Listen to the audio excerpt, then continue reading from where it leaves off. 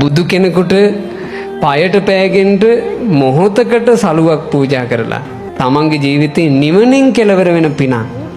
අපිට පින්වතුනි පින කරගන්න ලැබෙන අවස්ථාවේ කරගන්න පින විතරයි පේන්නේ. මේ විපාකයේ දකින්න ඥානය අපිට නැහැ. කම්ම විපාක විසයෝ අචින්තියෝ. කර්ම විපාක විෂය අචින්තනීය හිතන්න බැරි එක. හිතන්න බැරි පින් රැස් වෙයි. පින් කරන්න. පිනේ ඵලය අපිට හිතා ගන්න බැරි වුණාට කමන්නේ. අපි දන්නවනේ පිනේ ඵලය ඒකාන්ත කොට සැපයක්මයි. ඒ ඇති.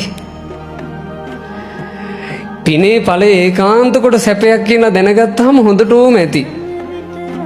ඕක හාර හොයන්න ඥානයක් අපිට නෑ නෝවේ. යම් මේ දවසක අපි අමා නිවනක සැනසිච්චි කලෙක පුබ්බේ නිවාස ඥාණයෙන් වගේ හැරිලා බලද්දි පෙනේ ඉතින් කරගත්තුවා.